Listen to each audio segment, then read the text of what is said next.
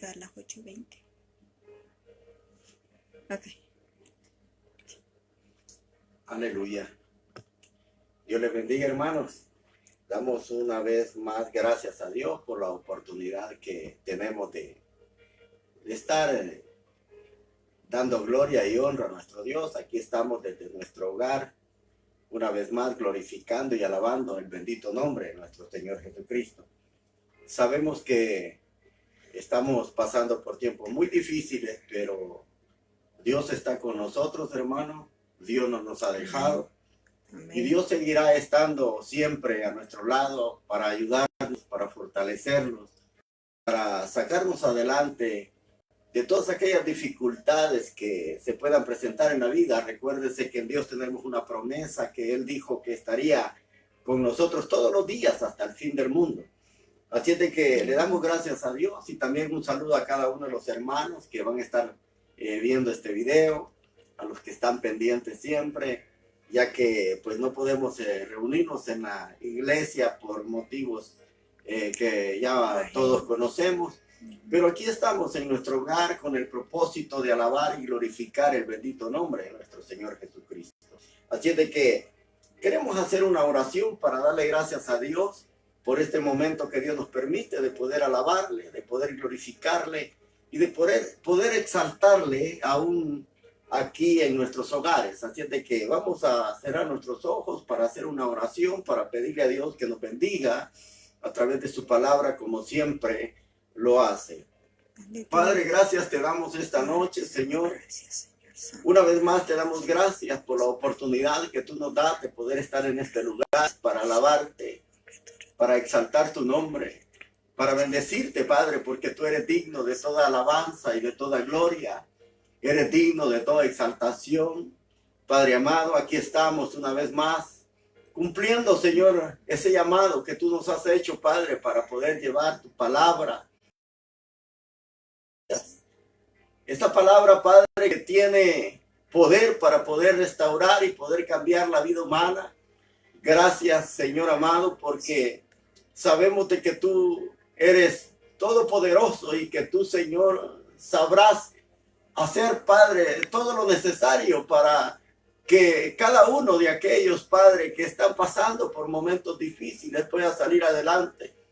Esta hermosa noche, Señor, yo te pido que seas tú consolando a la vida de todos aquellos que han perdido sus seres queridos, a la vida de todas aquellas personas que tienen familiares enfermos, Señor, por esta epidemia, Señor, que ha venido a azotar toda la humanidad, Señor amado.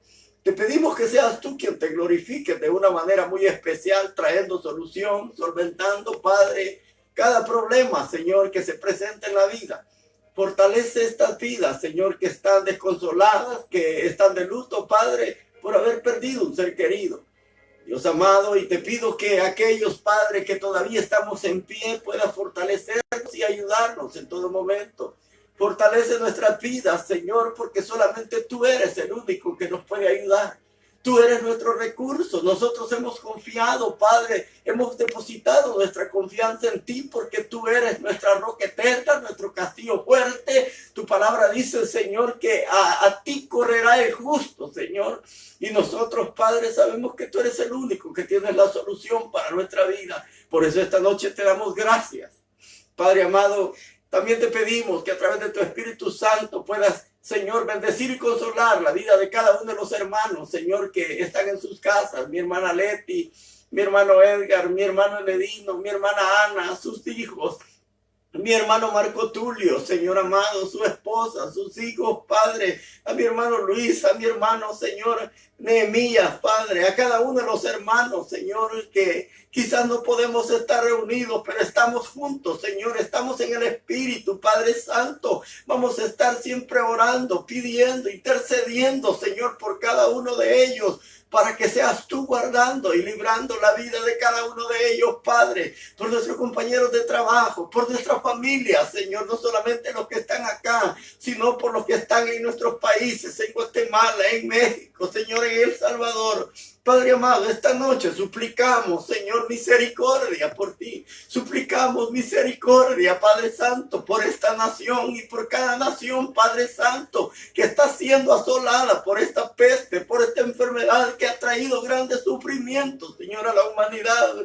Permite que cada persona pueda acercarse a ti. Permite, Padre, que a través de todo esto que está pasando, Dios amado, muchos corazones puedan volverse a ti, Señor, sabiendo que tú eres el único, Padre amado, que tiene la solución para la vida del hombre.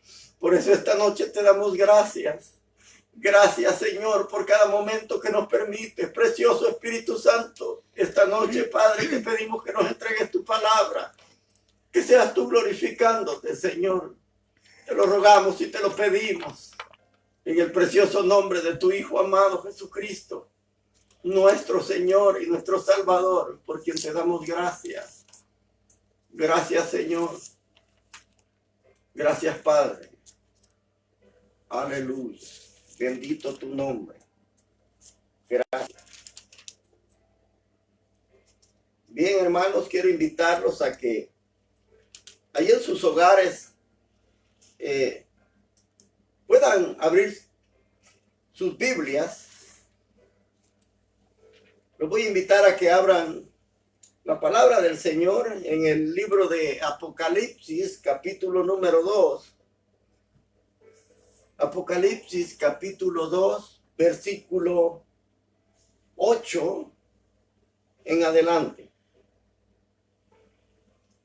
Apocalipsis, capítulo 2, versículo 8 en adelante. Dice la palabra del Señor de la manera siguiente. Escribe también al ángel de la iglesia de Esmirna. Esto dice el primero y el último, el que murió, el que ha vuelto a vivir. Yo conozco tus sufrimientos y tu pobreza, aunque en realidad eres rico, y sé lo mal que hablan de ti los que dicen ser judíos, pero no lo son. Son otra cosa que una congregación de Satanás.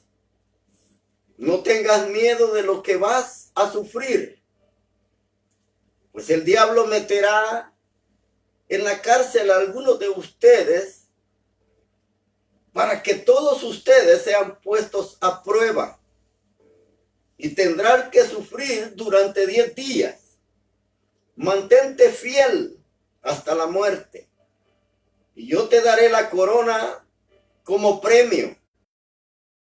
Si tiene oídos, oiga lo que el Espíritu dice a las iglesias. Los que salgan vencedores no sufrirán ningún daño de la muerte segunda. Amén. Amén. Gloria a Dios.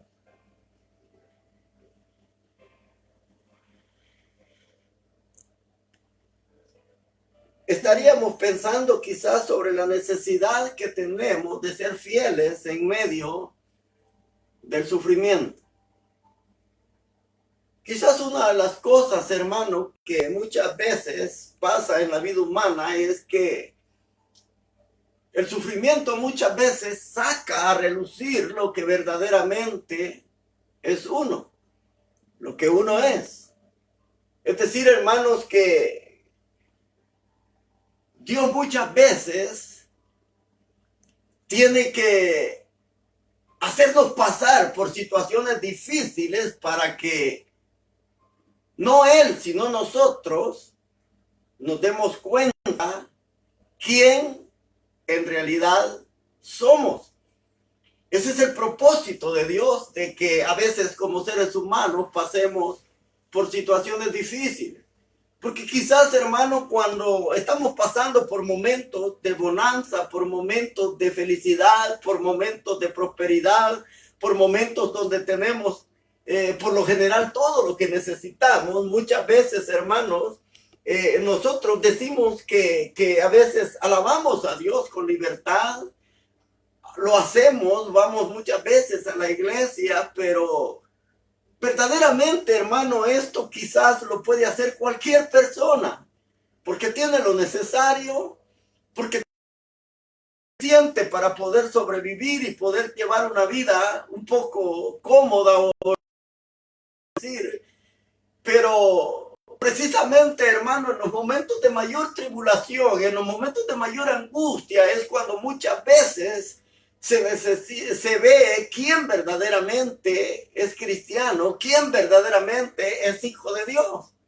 Por eso es que Dios permite, no es por la finalidad de Dios de hacernos pasar por muchas angustias o algunos sufrimientos, no es con la finalidad de destruirnos, no es con la finalidad de que nosotros, hermanos, neguemos el nombre de Dios, es con la finalidad de que nuestra fe, aquella fe que usted y yo decimos tener en Dios, sea una fe firme, sea una fe inamovible, sea una fe inquebrantable, sea una fe, hermanos, que ante toda adversidad pueda mantenerse siempre firme. Ese es el propósito de Dios. Y precisamente, hermano, uno puede ver ejemplos de muchos que pasaron por momentos de aflicciones, pero que aún en esos momentos de aflicciones, hermano, ellos permanecieron fieles a Dios. Ellos nunca negaron a Dios. Fueron hombres que estuvieron dispuestos aún a costa de sus propias vidas, es decir, aún sin negarlo en momentos en que ellos tenían que ser llevados quizás precisamente a perder su misma vida. Es decir, vemos muchos ejemplos de hombres en la Biblia. Tenemos muchos ejemplos por los cuales nosotros podemos, hermano, echar mano y tener como ejemplo la vida de estos hombres que a pesar de todas las dificultades que ellos vivieron, a pesar de todas las calamidades que ellos pasaron en sus momentos, ellos se mantuvieron fieles a Dios. Amén. Y precisamente, hermano, esto es lo que Dios nos hace ver en esta porción que ahora acabamos de leer. Fíjense que llama la atención, hermano, porque este libro de Apocalipsis, en este capítulo 2 y los demás capítulos, cuando habla a las 7 iglesias de Asia, precisamente, hermanos, a cada iglesia se le presenta de una manera diferente. A la iglesia de Éfeso se le presenta como aquel que tiene las estrellas en su mano, así dice, que tiene el candelero, dice, que tiene en su mano las estrellas en su mano derecha y anda en medio de los candeleros. A la iglesia de Esmirna, precisamente se le presenta como el que estuvo muerto y como el que está vivo. A la iglesia de Pérgamo, de Tiatira, podríamos decir que él se le presenta como aquel que tiene los ojos de la llama de fuego. A otras iglesias se le presenta de otra manera, es decir, de la manera en que él se presenta, hermanos, porque él conoce de una manera directa la situación que cada iglesia va a pasar. Aunque todas estas iglesias tienen nombres diferentes, pero es el periodo va a pasar la iglesia, es decir, un periodo desde el inicio hasta el final, hasta que la iglesia de Dios sea arrebatada. Es decir, que cada iglesia es un periodo que la iglesia va a vivir. Llama la atención, hermanos, porque precisamente esta porción que ahora hemos leído habla de la iglesia que está en Esmirna. Fíjese que dice acá, escribe también al ángel de la iglesia de Esmirna. Escribe a la iglesia que está en Esmirna. Ahora, muchos se han llegado a pensar que estos ángeles a las iglesias que se les escribe, uno dice que algunos han llegado a pensar que son ángeles literales, es decir, seres espirituales. Otros han llegado a pensar que son precisamente los líderes o los pastores que estuvieron al frente de cada una de estas iglesias. Ahora, muchos lo toman de alguna manera literal, porque a veces hay dos interpretaciones. Unos dicen que son ángeles que están precisamente guardando la vida en cada etapa de la iglesia. Siempre hay ángeles guardando. Ahora, otros han llegado a pensar que precisamente estos ángeles se refieren precisamente a los líderes y a los pastores, porque uno puede ver precisamente, hermanos, que adelante dice, no tengas miedo a la muerte. Ahora, usted sabe que precisamente un ángel no puede morir, porque es un espíritu. Ahora, eso quiere decir, hermanos, que lo que la palabra nos está diciendo, que cuando esta carta se escribe al ángel de cada iglesia, es precisamente a aquel que está de líder, es decir, a sus pastores, aquellos que estaban ocupando un lugar de liderazgo para poder llevar a cabo aquella obra que Dios les había encomendado. Ahora, pero fíjese bien lo que dice acá. Dice, escribe al ángel de la iglesia de Esmirna. Esto dice el primero y el último, el que murió y ha vuelto a vivir. Oiga bien por cómo le habla. Ahora, y llama la atención, hermano, porque le dice el que murió y ha vuelto a vivir. Ahora, cuando uno estudia, hermano, precisamente lo que es la historia de cada una de estas iglesias, y llama la atención porque el Señor se identifica como el que estuvo muerto y el que ahora vive. Ahora, porque la iglesia de Esmirna, hermanos, era una iglesia que precisamente en aquel tiempo era una localidad muy pequeña. Era precisamente un puerto marítimo. Era un puerto, hermano, donde precisamente había un comercio bastante fuerte entre lo que es India, Persia y Roma. Es decir, era un puerto muy importante. Ahí se transitaba mucho comercio, hermano, porque era un lugar de acceso muy principal sobre estos tres continentes. Es decir, había, hermano, algo que los unía, que era el comercio. Aunque en aquellos tiempos era un lugar muy pequeño, pero precisamente debido al comercio que allí se daba, Esmirna comenzó a crecer. Comenzó a crecer de una manera, hermano, tan impresionante que en poco tiempo se volvió muy importante, una de las segundas ciudades más importantes de aquel tiempo, aparte de Éfeso. Es decir, que Esmirna era la segunda ciudad o el segundo lugar más importante en ese tiempo en base al comercio que ahí se daba. Así fue como Esmirna fue creciendo y fue reconocida en aquel tiempo, fue ganando, hermanos, ese reconocimiento a causa del comercio. Pero llegó un momento, hermanos, cuando ellos habían alcanzado una popularidad bastante grande, reconocida por causa del comercio, en que precisamente, hermanos, este lugar de Esmirna fue destruido totalmente. Es decir, fue destruido por un rey que era de Lidia. El rey de Lidia, este rey había destruido esta ciudad por completo. Y precisamente en esos tiempos, hermano, cuando Alejandro Magno, que era griego, que predominaba en ese tiempo, era el dominio de los griegos, él se dio cuenta que habían destruido una ciudad que era muy importante para el comercio marítimo. Ahora, él hizo algo. Fíjese que él comenzó a dar pasos para tratar de llevar a cabo la reconstrucción de Esmirna, perdón. Y ese proyecto de reconstrucción, hermano, se la dejó en manos a uno de sus cuatro generales que trabajaban juntamente con Alejandro Magno. Y precisamente se la dejó a Lisímaco, uno de los 4 generales. Él comenzó el proyecto y comenzó la reconstrucción.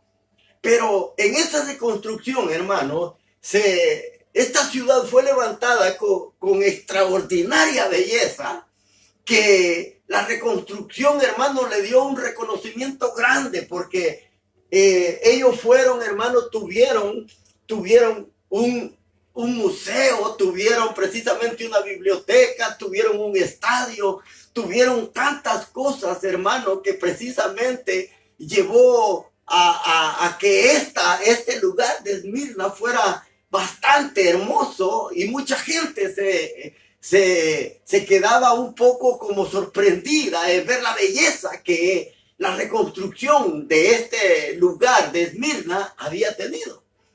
En aquel tiempo, hermanos, en aquel tiempo el cristianismo comenzó a entrar a este lugar de Esmirna.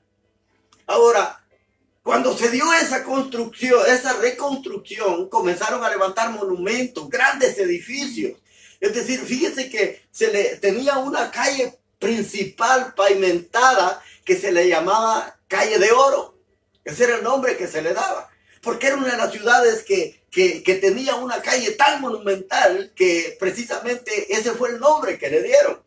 Habían, hermanos, construcciones de edificios muy grandes, muy bellos. Y precisamente Esmirna estaba rodeada, hermano, de unos, ¿cómo se llama? Montañas, que precisamente sobre esas montañas se habían edificado algunas construcciones muy hermosas. Y por eso se le llamaba a ella el Monte Pagó, así se le llamaba. Ahora, pero en base a ese nombre del Monte Pagó, hermanos, que estaba sobre este lugar de Esmirna, sobre toda esta belleza, se le reconoció como la corona de Esmirna. Así se le reconoció, como la corona de Esmirna. Es decir, porque era popular, era muy bella. Es decir, su reconstrucción había traído belleza a este lugar, hermanos, y por eso era tan reconocida en este tiempo.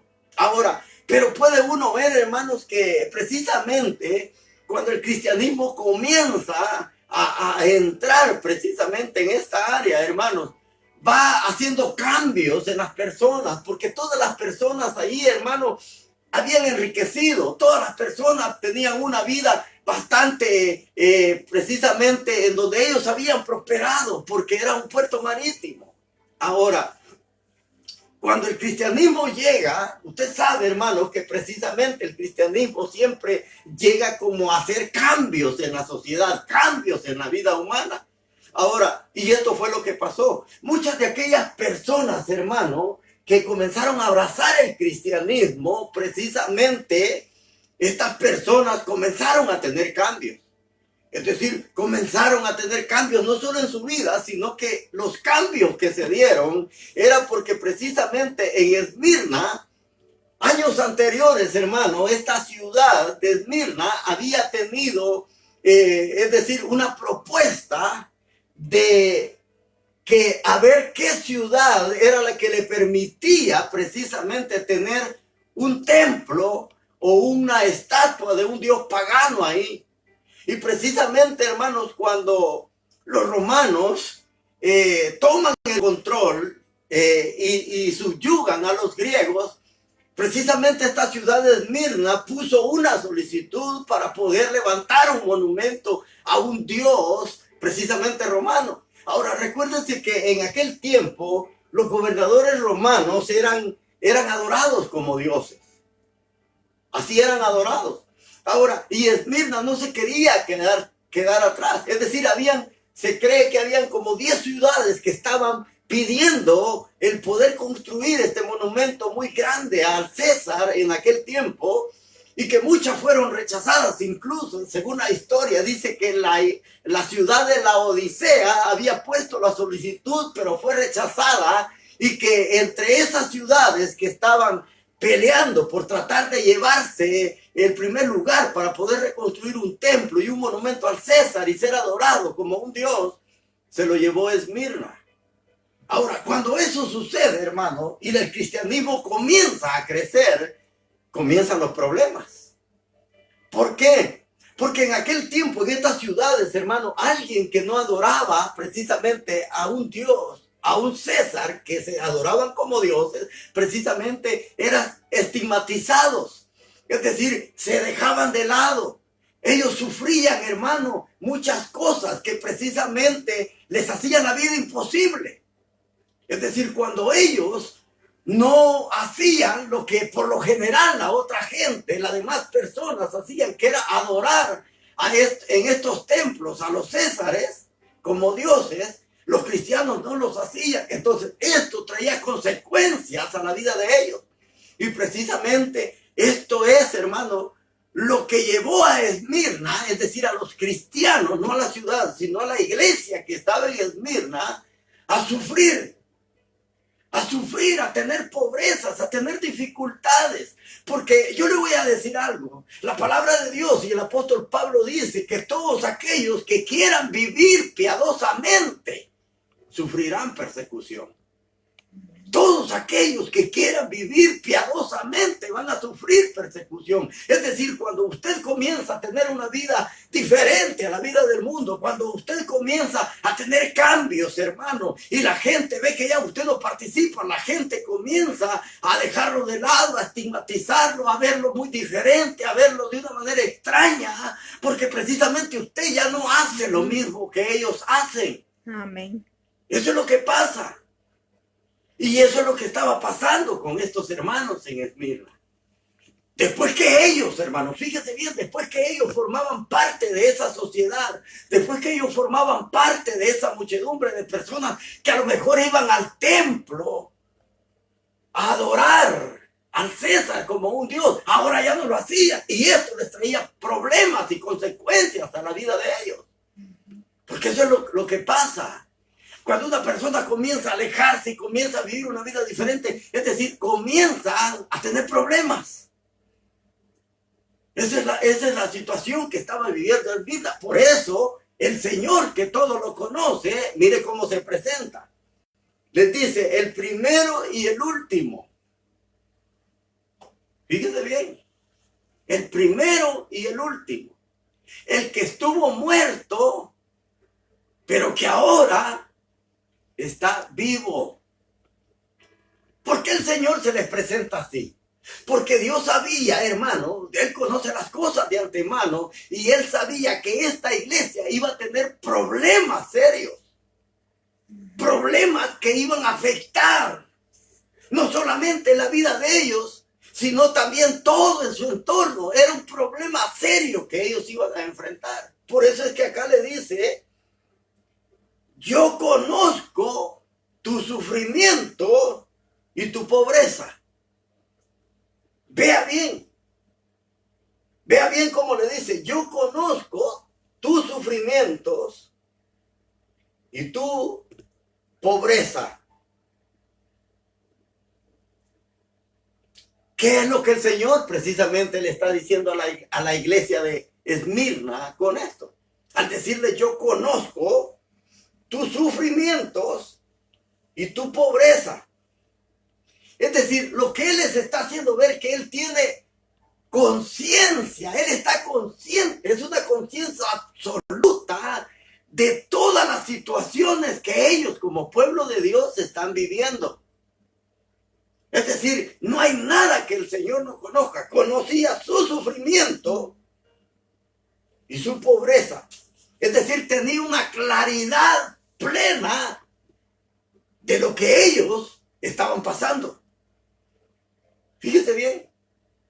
Por eso el Señor se identifica. Yo conozco tu sufrimiento, tu problema, tu pobreza. Yo conozco la situación que estás viviendo. Eso le decía el Señor a la iglesia. ¿Por qué? Porque de antemano el Señor ya había experimentado eso. Y si usted se da cuenta, querido hermano y amigo, una de las cosas que pasan en nuestra vida es que muchas veces uno dice, si Dios supiera lo que yo estoy sufriendo. Así dice uno muchas veces. Ay, si el Señor se diera cuenta lo que yo estoy pasando. Ahora, ¿usted cree que Él ya no vivió esta vida que usted y yo estamos viviendo? Él conoce lo que usted y yo estamos viviendo. ¿Usted cree que el Señor no conoce el sufrimiento de la gente que ahorita está en luto por este problema, por esta epidemia? ¿Usted cree que el Señor no conoce el dolor que tienen en el corazón de haber perdido un ser querido? ¿Usted cree que el Señor es ajeno a los sufrimientos del hombre? El Señor no es ajeno, hermano. Él conoce nuestros sufrimientos de una manera tan clara que nadie puede decirle, Señor, tú no conoces lo que yo estoy viviendo. Amén. Es decir, Él conoce perfectamente las situaciones en las que a veces usted y yo pasamos en la vida. Recuérdese que Él les dijo a sus discípulos, en el mundo tendréis aflicciones. Eso les dijo. Pero el Señor les dijo, ¿qué otra cosa? Confíen en mí, porque yo he vencido al mundo. Amén. Eso es lo que Dios espera. Es decir, Él no es ajeno a que nosotros no vamos a tener problemas. Él no se muestra como distante a que nosotros vamos a sufrir y Él ni siquiera cuenta se va a dar. Él sabe perfectamente cada sufrimiento en nuestra vida, cada dolor, cada lágrima que usted muchas veces derrama en su cuarto cuando está oscura, cuando nadie lo ve. Cada lágrima que usted derrama, Él la conoce. Él la conoce perfectamente. Él sabe lo que es el sufrimiento porque Él lo experimentó. Él lo experimentó en carne propia. Amén. Mire, hermanos, Él hubiera podido venir a la tierra y nacer en un palacio, en una cuna de oro. Pero ¿a dónde decidió nacer? Ni siquiera en una casa, ni siquiera en una buena cama. Él nació en medio de animales. Él nació en un establo, en un lugar donde se le daban alimentos a los animales. Es decir, de que ni siquiera en un lugar decente. Allí nació Él. Si usted y yo nos pusiéramos a pensar, ¿quién de nosotros ha nacido en un establo? Nadie.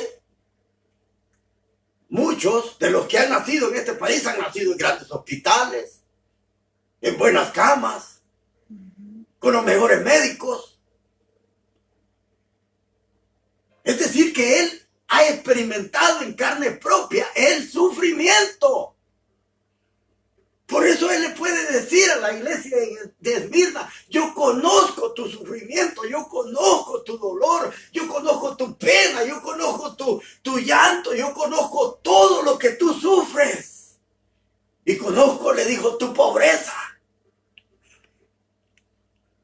¿Por qué? ¿Por qué precisamente Dios conocía la pobreza? Porque mire, fíjese que es contradictorio, hermano.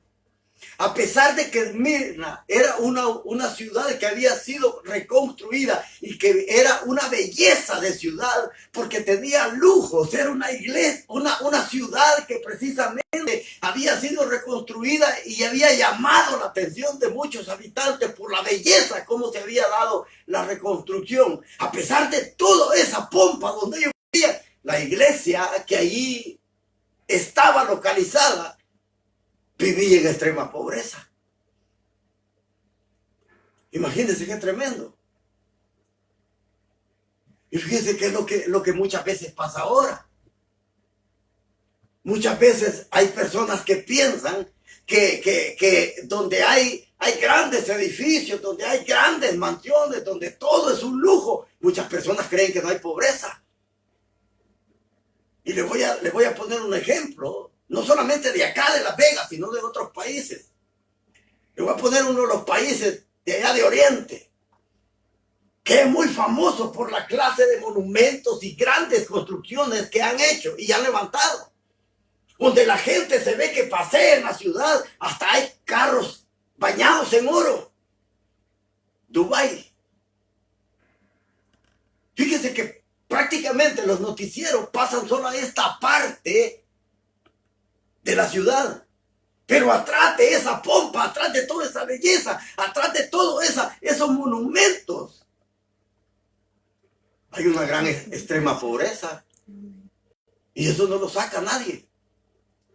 Pero el que nadie lo saque en publicidades, el que nadie lo dé a conocer al mundo, no quiere decir que Dios no conoce esa pobreza.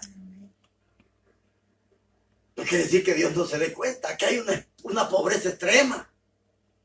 Es como acá en Las Vegas, hermano. Muchas veces usted va a ver por la televisión el centro de Las Vegas. Los grandes monumentos, los grandes edificios que han construido los casinos. Las luces, la algarabía, todo eso. Eso es lo que pasa en los medios.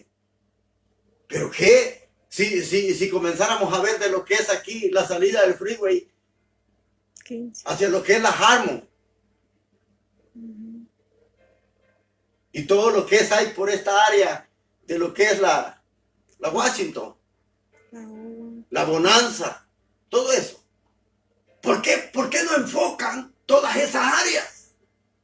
Mire, hermano, usted va a ver allí el montón de gente pobre, durmiendo en la calle. ¿Pero y quién saca eso? Ahora, pero el que eso no se sea conocer al mundo, ¿desconocerá el Señor esa pobreza? No, es conocida. Esmirna era una ciudad bella, próspera, con riqueza. Pero ¿cómo vivía su iglesia? Su gente, los que creían en él. Vivían pobres. Estaban en extrema pobreza. ¿Sabe por qué? Porque por haberse hecho cristianos, por haber seguido a un carpintero, les habían, hermano, expropiado todas las propiedades que ellos tenían, todo lo que ellos habían hecho antes de ser cristianos, se los habían quitado, porque ahora no adoraban al César como Dios. Se los habían quitado. Por eso le dice el Señor acá, mire, yo conozco tu sufrimiento y tu pobreza.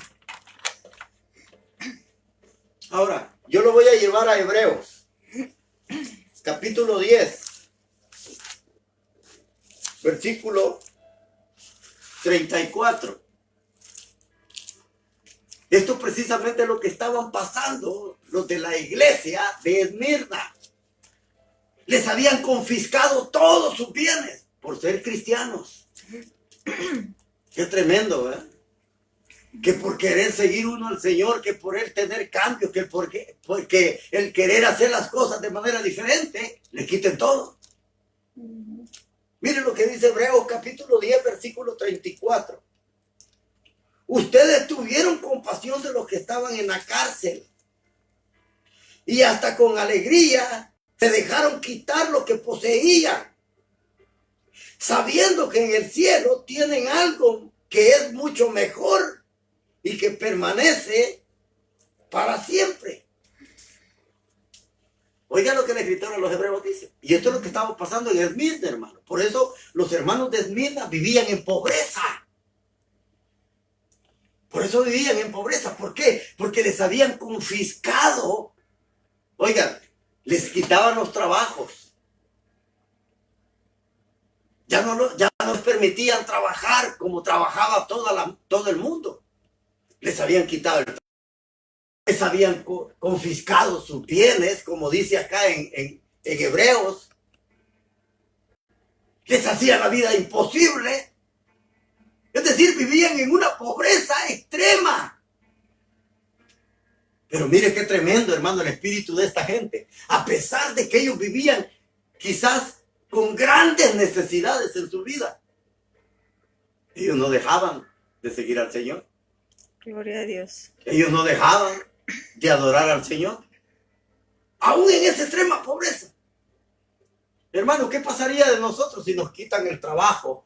Si nos quitaran las casas, si nos quitaran los carros, si ya no nos dejaran trabajar como trabaja la demás gente por ser cristianos, ¿qué pasaría con nosotros? ¿Ah? Pregúntese. Fíjese que nosotros no hemos llegado a este extremo, hermano. Nosotros no hemos llegado a esta forma de vida en donde las autoridades, quizás por llegar a ser cristianos, nos confisquen todo. Imagínense si esto llegara a pasar. ¿Qué pasaría con nosotros? ¿Ah? Yo le aseguro que mucha gente que dice que es cristiana niega al Señor. Y si Dios está conmigo, ¿por qué me pasa esto? Esto es lo que la gente dice.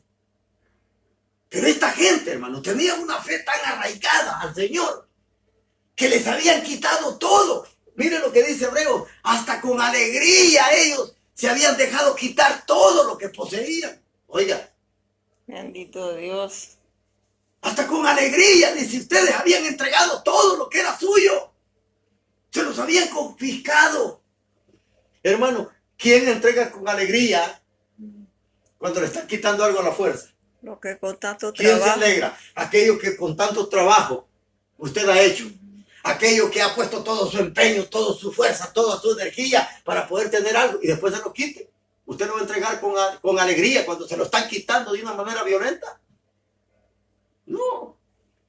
Pero esta gente, allí estaba. Fíjese lo tremendo. Y es que hay algo que me llama la atención. Le dice, yo conozco tu pobreza. Aunque en realidad, le dice el Señor, eres rico. Amén. Oiga, qué tremendo. ¿Cómo puede hacer eso? Que era una iglesia pobre, pero era rica. Y esto es como algo contradictorio. O usted es pobre o es rico. Pero no puede ser pobre y rico, o rico y pobre.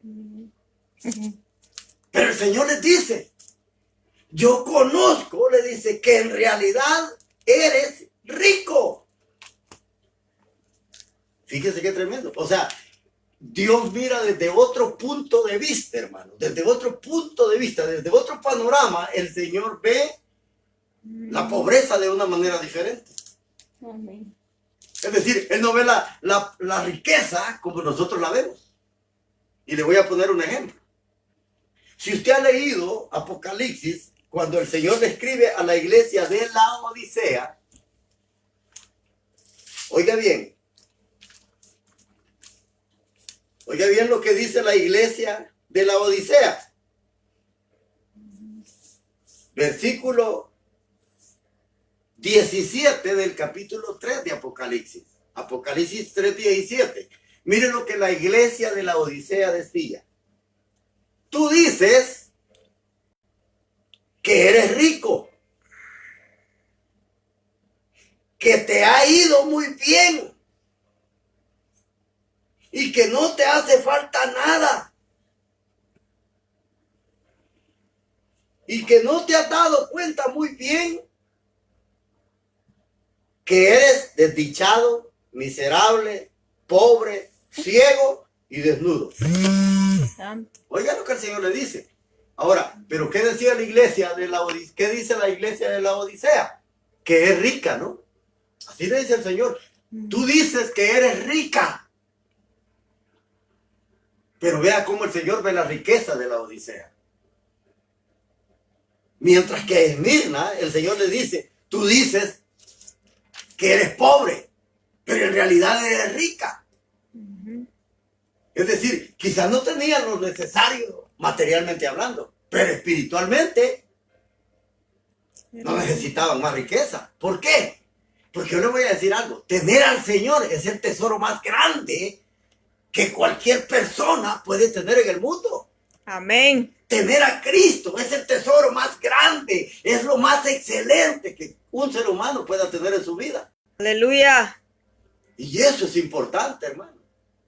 Ellos eran pobres materialmente, pero espiritualmente eran ricos. Tener a Cristo es tener todo. Fíjense qué tremendo.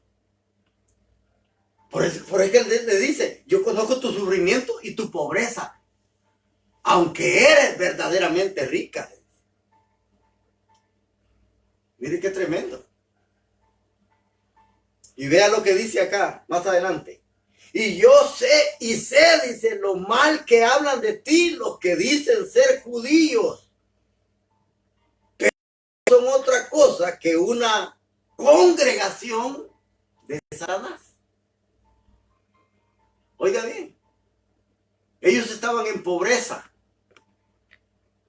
Y de esos, hermanos, que se habían convertido al cristianismo, había muchos judíos.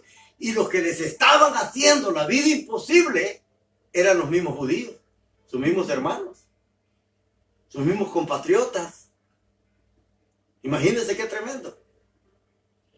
Porque aquí le dice, sé lo mal que hablan de ti los que dicen, oiga, dicen que son judíos. Yo se lo voy a parafrasear quizás al presente. Es como que el Señor dijera, yo sé que hablan mal los que dicen, muchos que dicen son cristianos. Pero son, dice el Señor, una sinagoga o una congregación de Satanás. Mire qué tremendo. O sea, el Señor conocía cómo hablaban mal los que decían ser judíos. ¿Usted cree que hay gente que no habla mal de nosotros como cristianos?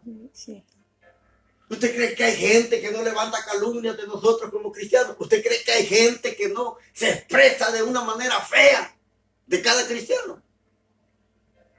Lo hacen. Y muchas veces esos que lo hacen, óigame bien, no son gente que no conocen al Señor. A veces son los mismos cristianos. A veces son los mismos cristianos. Y le digo esto, hermano, porque hubo un tiempo, hace algunos años atrás, nosotros tuvimos a un hermano, y para vergüenza lo digo, era salvadoreño.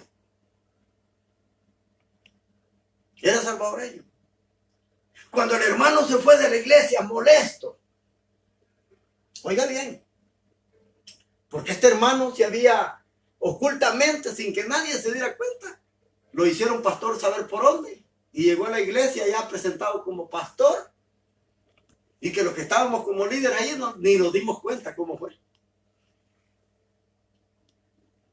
Y como él ya tenía su título, ¿verdad?, de que decía pastor, que precisamente lo había comprado.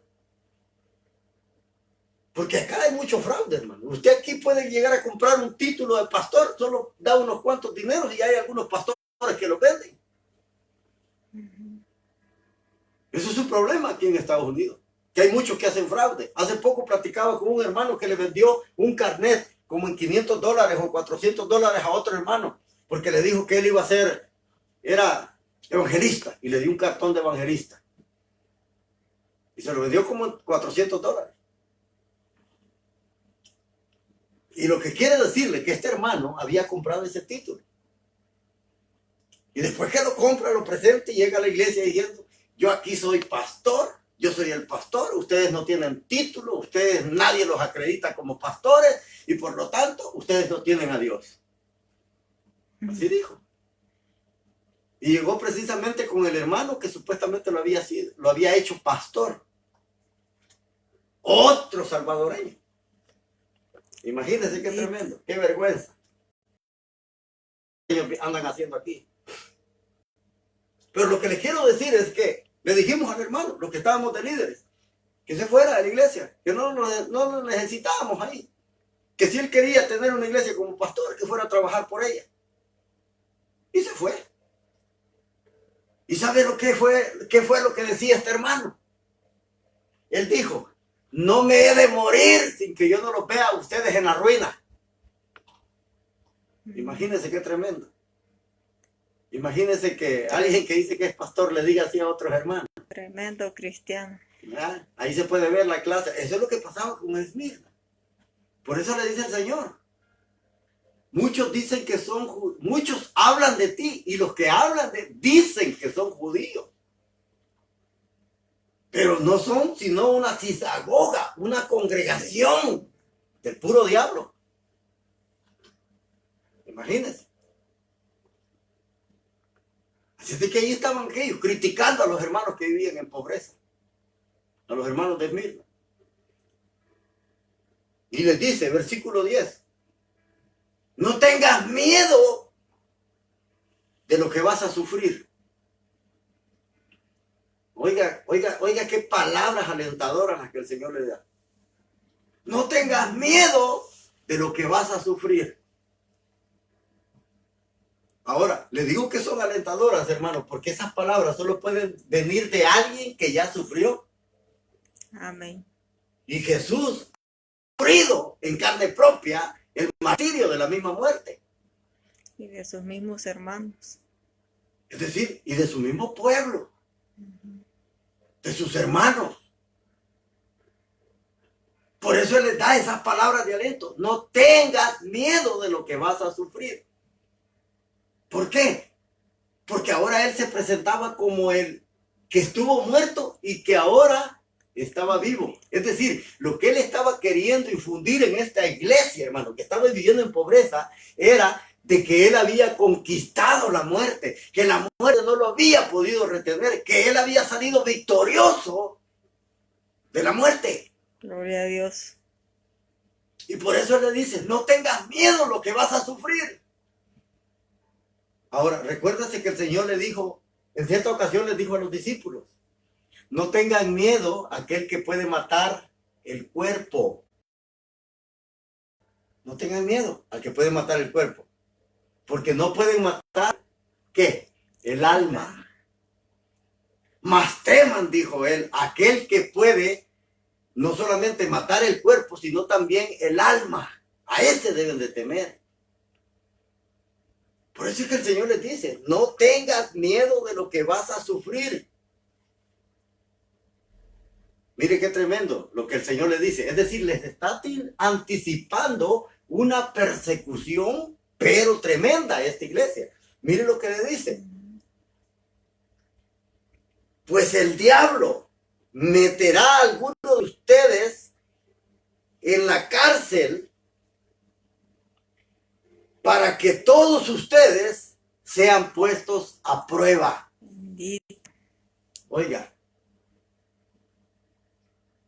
no tengas miedo a lo que vas a sufrir, le dice el Señor, porque a muchos de ustedes el diablo los va a echar en la cárcel para probarlos. Esa es la finalidad, hermano. Mire, yo siempre he dicho que el diablo no es un enemigo contrincante que hace guerra a Dios porque son iguales. No. Recuérdese que Satanás fue creado con una finalidad. El mal tiene una finalidad. Recuérdese, hermano, que Satanás tiene límite. Amén. Él no tiene un poder absoluto. Él tiene un límite de parte de aquel que lo creó. Aquí el Señor le dice que el diablo meterá en la cárcel a alguno de ustedes para que todos ustedes sean puestos a prueba. Esa es la finalidad. Fíjese, hermano, que ¿quién precisamente los iba a meter a la cárcel?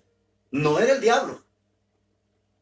Quienes iban a llevar la acción eran precisamente las autoridades romanas. Pero detrás de ellos estaba Satanás. Es decir, que precisamente quien era el que estaba incentivando estos motivos de odio hacia la iglesia no eran ni los hombres, sino Satanás mismo. Recuérdese que el apóstol Pablo dice que nosotros no tenemos lucha contra quién, contra carne ni sangre. Amén. Sino dice contra principados, contra potestades, contra gobernadores de las regiones celestes. Contra ellos tenemos lucha. Es decir, con seres espirituales en las regiones de maldad. Con ellos tenemos lucha, no es con el ser humano.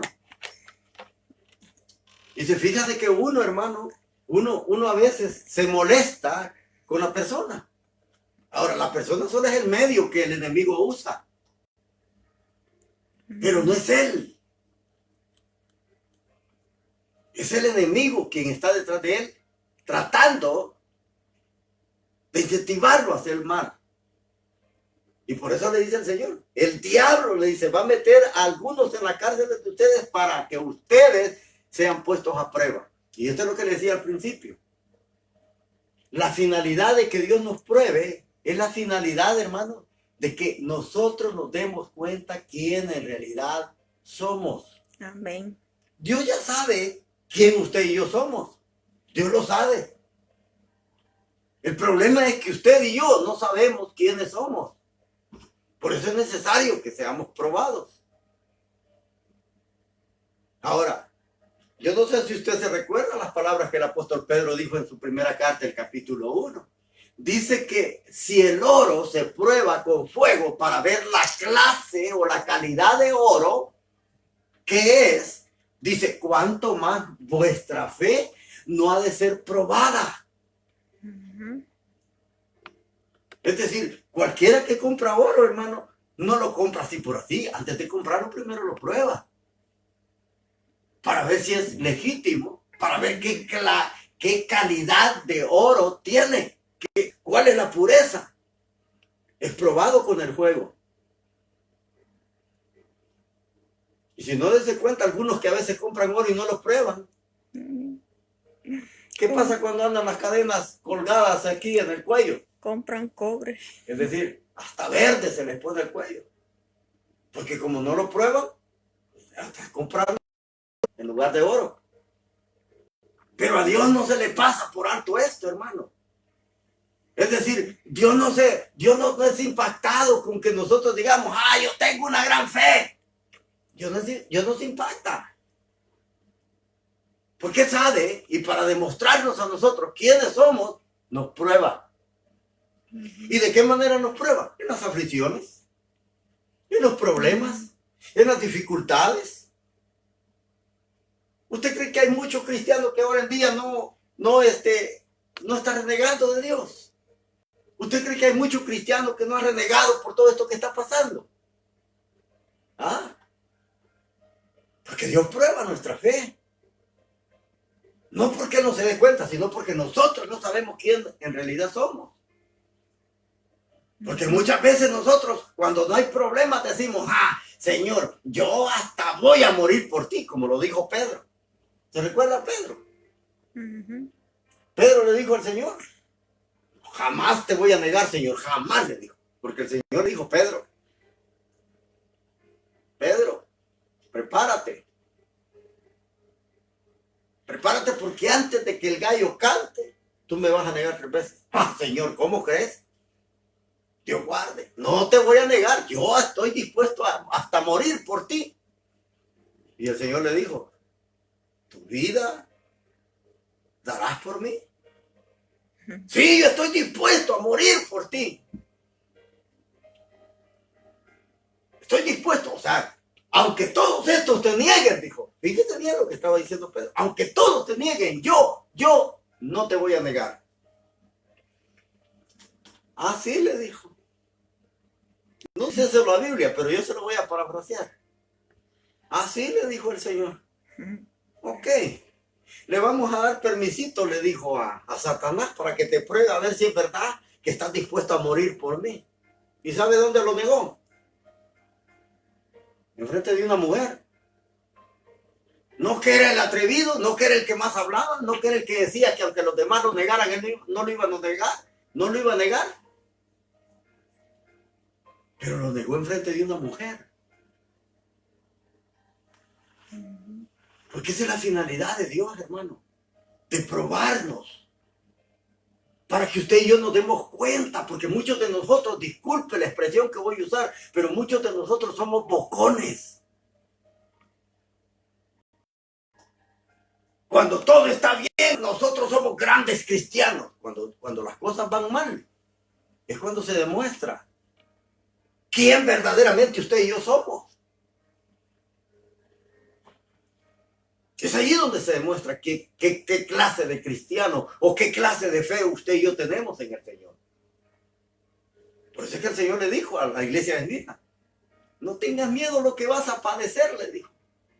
No tengas miedo, porque el diablo va a echar a muchos de ustedes en las cárceles y van a ser probados. Fíjense bien, van a ser probados. Y le voy a decir algo. ¿Quién cree usted que era el pastor en esta iglesia de Esmirna? ¿Quién cree que era? Era uno de los grandes hombres, aunque ya tenía años, llamado Policarpo. Fue un discípulo de Juan, el que escribió Apocalipsis. Él lo había dejado como pastor o como obispo o como superintendente de lo que era esta iglesia de Esmirna. Fíjese que cuando Esmirna comienza a sentir aquella persecución, hermano, y comienzan a ser confiscados todos sus bienes y comienzan a tratarlos mal y ya no los dejaban trabajar, es decir, y comenzaron a sumirse en la pobreza. ¿Sabe qué es lo que hizo la iglesia de Esmirna para tratar de proteger a su pastor, que era Policarpo? Ellos le dijeron, nosotros no queremos que nada te pase. Mire cómo amaban a Policarpo. Era un anciano que tenía 86 años. Lo amaban tanto que le dijeron, nosotros queremos que nada te pase, vete para Roma. Después que todo esto haya pasado, regresa, porque tú eres el principal, tú eres quien nos da la fortaleza, tú eres quien nos anima, vete. Y lo mandaron. Él no quería irse, pero lo mandaron. Era un anciano de 86 años. Imagínense cuánto amaba la iglesia a este anciano, que lo mandaron fuera de Esmirna. Y él se fue obedeciéndole. Pero ¿sabe qué? Allá estaba y se fue a refugiar a la casa de un amigo que era cristiano en Roma. Oiga bien, se fue a refugiar en esa casa, en una granja. Allá se fue a refugiar. Allá estuvo con ellos. Y el primer día que llegó a esa granja a refugiarse allí, tuvo un sueño. Dios le dio un sueño. Oiga bien. Y en ese sueño que Dios le da, dice que la almohada que él tenía de cabecera se prendió en llamas. Oye el sueño que Dios le dio. Y dice que Policarpo entendió que Dios le estaba diciendo que él iba a morir quemado. Y él aceptó la voluntad de Dios. Y en eso estaba cuando llegaron los soldados a traerlo. Porque a un amigo de él, de Policarpo, a un discípulo de Policarpo, se lo habían llevado para sacarle la verdad. Y él dijo a dónde lo habían mandado. Es decir, lo torturaron para que dijera la verdad. Y ellos fueron a ese lugar que él les dijo y ahí lo hallaron a Policarpo y se lo llevaron. Dicen que el policía o los que llegaron a traerlo precisamente dicen que cuando vieron a Juan, que era un anciano, dicen que las autoridades se asustaron y dijeron, ¿cómo es posible que este hombre pueda tener un coraje del que nos han dicho tanto? Y se lo llevaron, dicen que no hicieron tanta fuerza, sino que lo escoltaron y le dijeron, vámonos, y lo regresaron a Esmirna. Y oiga bien, hermano, en el camino de Roma a Esmirna, dice que le dijeron los soldados. Y el que iba encargado de los soldados le dijeron, porque lo vieron viejo, lo vieron ya que él estaba como ya en las últimas, pues, débil. Así lo vieron ellos. Fíjese. Y estando en esa situación, dice que los soldados le comenzaron a decir, mira, puedes salvar tu vida. Tan solo te vamos a dar un poquito de mirra. Ve al templo y adora al emperador como Dios. Di que mueran los ateos, porque decían que los cristianos eran ateos. Fíjese, contrario ahora, que a un ateo se le considera aquel que no cree en Dios.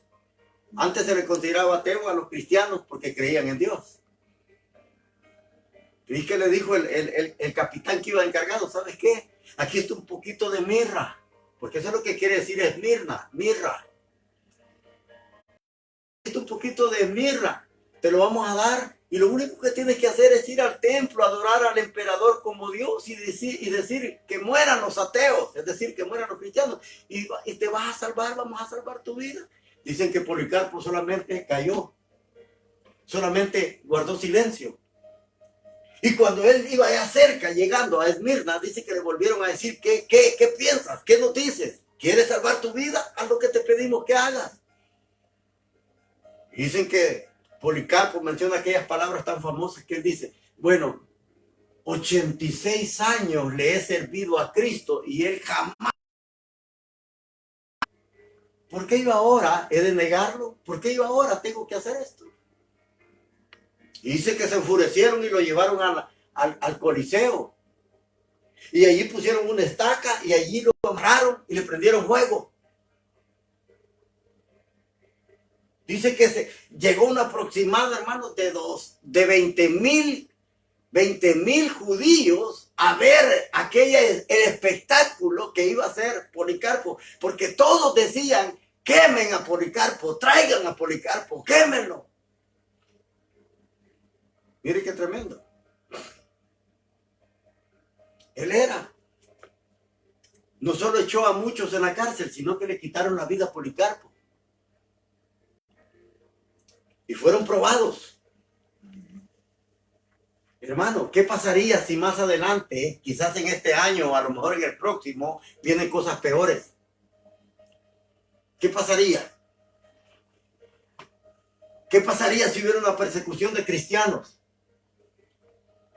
Y que dijeran que todo aquel que es cristiano le van a quitar el trabajo, le van a quitar la vivienda, le van a quitar todo. Y se la van a devolver con tal que usted niegue a Cristo. ¿Estaría dispuesto aún a perder su vida sin negar al Señor? ¿O estaría dispuesto a renunciar al Señor? Muchos murieron, hermano. Después de que Policarpo fue muerto en la arena y quemado en la hoguera, 1500 cristianos más fueron quemados y tirados a los leones ahí mismo. Días más tarde, 800 más. Pero estos hombres no negaron al Señor.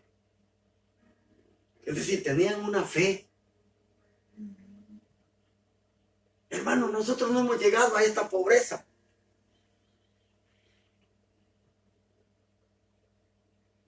No hemos llegado a esta situación. Mire lo que dice aquí.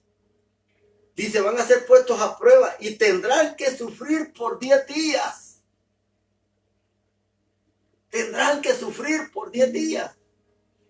Fíjese que estos 10 días no son 10 días literales. Son a los que nosotros conocemos en la Biblia como días proféticos. Son días proféticos, es decir, día por año.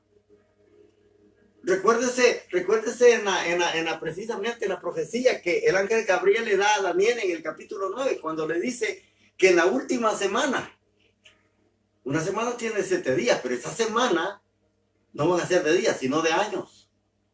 Es lo que se le conoce como días proféticos de años, no son días literales. Dios le dice, vas a sufrir durante 10 días. Es decir, lo que le estaba diciendo el Señor es que precisamente, aunque el periodo fuera quizás largo o corto, iba a pasar. 10 días era un tiempo corto, prolongado. 10 días comparados a la luz de la eternidad que usted y yo vamos a vivir. 10 días no son nada. Ahora, y estos 10 días, sabe que no eran días literales, porque estos 10 días se convirtieron en 10 años. Precisamente estos 10 años, hermano, que ellos vivieron desde Nerón hasta Diocleciano. Hubieron 10 reyes, 10 emperadores de Roma que fueron los más crueles. Fueron los más crueles. Imagínense si a nosotros nos dijeran, no, ya va a pasar esto, ya va a pasar esto. Ya unos días. Y esto se prolongaron unos 3 años. Comenzáramos a llorar quizás, ¿verdad? Pero esta gente tuvo paciencia. Pudo soportar. Es decir, eran cristianos genuinos. No como muchos de ahora en día, ¿verdad? Hay muchos que dicen que son cristianos, pero no son genuinos. A la hora de la prueba, salen corriendo. Eso es como cuando en la guerra, hermano. Muchos decían, yo soy buen soldado. A la hora de los cuetazos, como decían, muchos salían huyendo y hasta le volaba el pelo. ¿Sí? Salían corriendo a los primeros disparos. Y es lo que pasa con muchos cristianos ahora en día. Por eso Dios tiene que probarlo. Y esto, hermano, que estamos pasando ahorita, esto no es nada. Esto no es ni siquiera, hermanos, lo que es la entrada. Porque más después vienen días difíciles, días de tribulación tan angustiosas que el Señor Jesús dijo que nunca iba a venir una tribulación a esta humanidad, que dijo él de que nunca jamás en la vida, desde que ha habido ser humano sobre la tierra, la ha habido ni la habrá. Amén. Es decir, vienen días angustiosos. Si ahora la gente está sufriendo, si ahora la gente no puede estar encerrada en su casa, si ahora se desesperan y no hay ni qué hacer y se están volviendo locos, ¿qué va a pasar si viniera algo peor? ¿Ah? ¿Qué pasaría? Pero mire esta iglesia, soportó. Y el Señor le dice, mire lo que le dice, mantente fiel hasta la muerte. Oiga lo que el Señor le está diciendo. Es decir, no importa que te maten, mantente fiel. Mantente fiel. Mantente fiel. No importa lo que pase, no importa lo que suceda, mantente fiel. Y eso le digo yo a usted, hermano. Usted que me escucha. Usted que está viendo este video, manténgase fiel, no importa lo que pase. No pierda la seguridad, no pierda la confianza en el Señor, no pierda esa esperanza. Mantengámonos fieles, porque eso es lo que Dios quiere. El Señor le dijo a la iglesia, mantente fiel hasta la muerte y yo te daré la vida como premio. En la versión Reina Valera dice la corona de la vida. Es lo más grande. La vida es la corona que todo ser humano pueda recibir. La vida misma. Él le dice, yo te daré como la vida como premio. Y dice aquí, versículo 11, el que tiene oídos, oiga lo que el Espíritu dice a las iglesias. Los vencedores no sufrirán daño de la muerte segunda. Oiga, los vencedores, no dicen los cobardes. Los que se mantengan fieles hasta la muerte, esos son los vencedores. Los que a costa de todas aquellas dificultades, ellos siempre van a seguir confiando en el Señor, esos son los vencedores. A eso el Señor les promete la vida como premio, la vida eterna. Y les dice, al que venciere, a los vencedores no sufrirán daño de la muerte segunda. ¿Sabe usted cuál es la muerte segunda? Porque todos tenemos que enfrentar esa muerte segunda. Oiga bien. Todos enfrentamos la muerte primera, pero hay una muerte segunda, que es la muerte espiritual.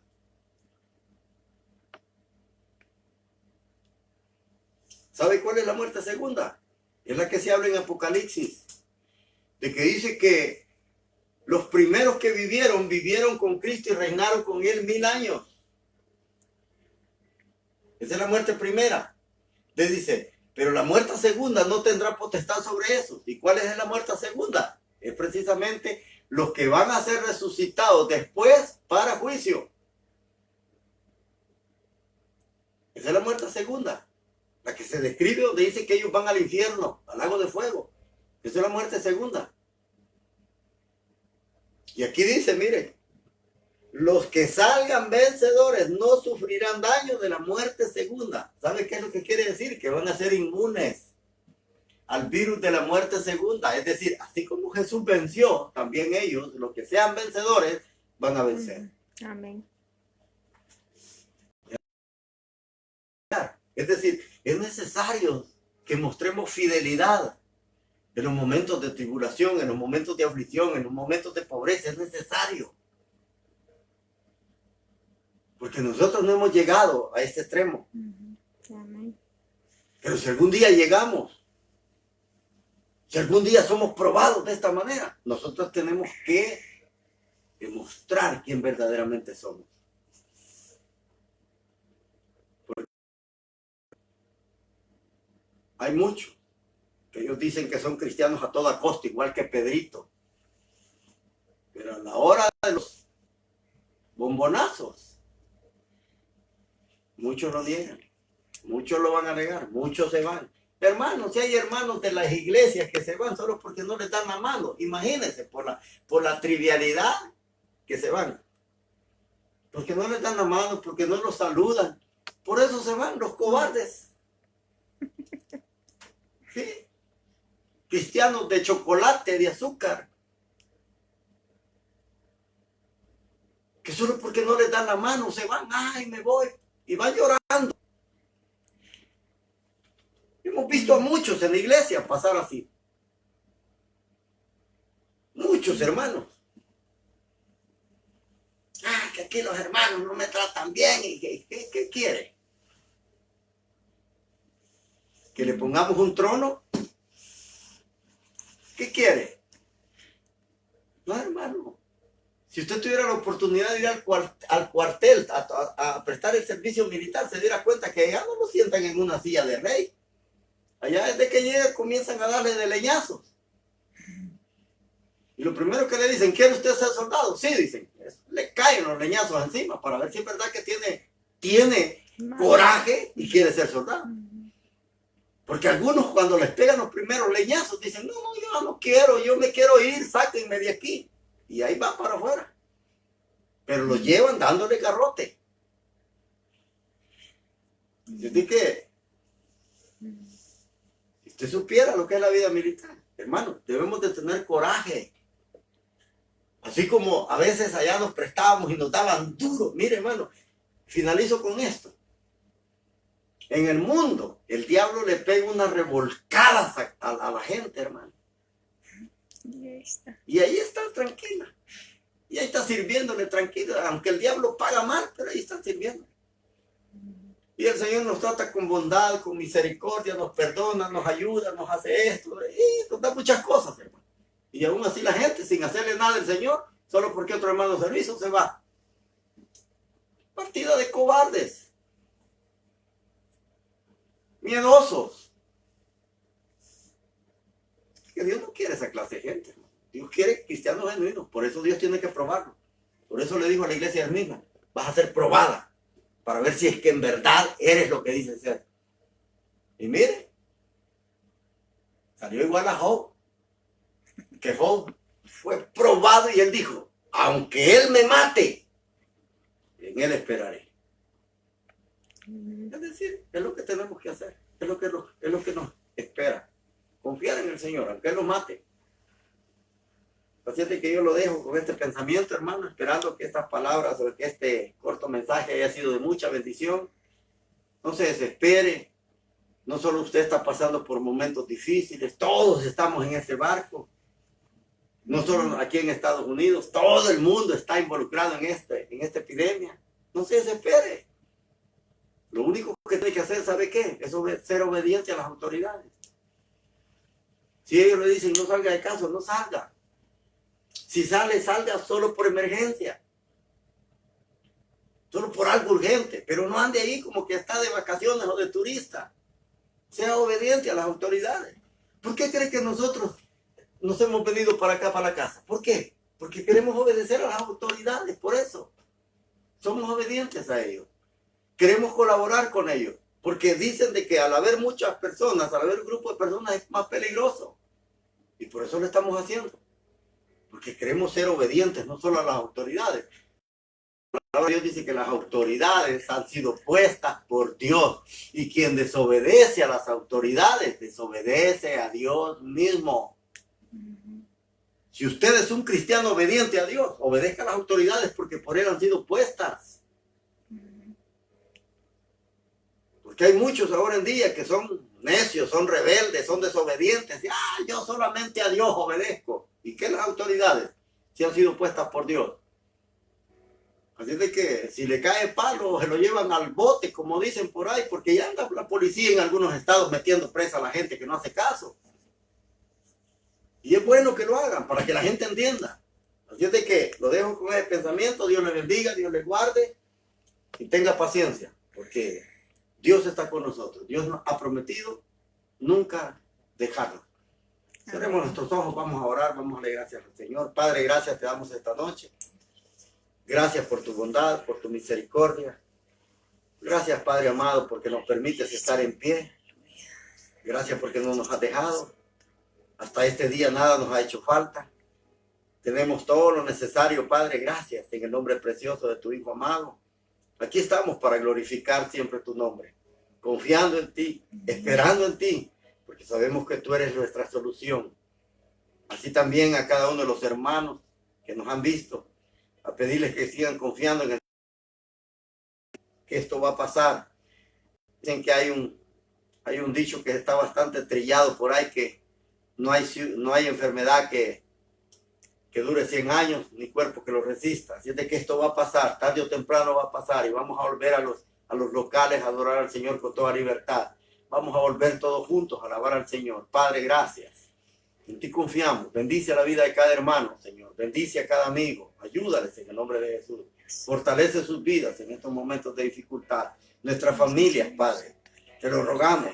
Mi familia aquí en Estados Unidos, en El Salvador, la familia de mis hermanos, en Guatemala, en México, la familia de mi esposa, Padre. En el nombre de Jesús te lo pedimos.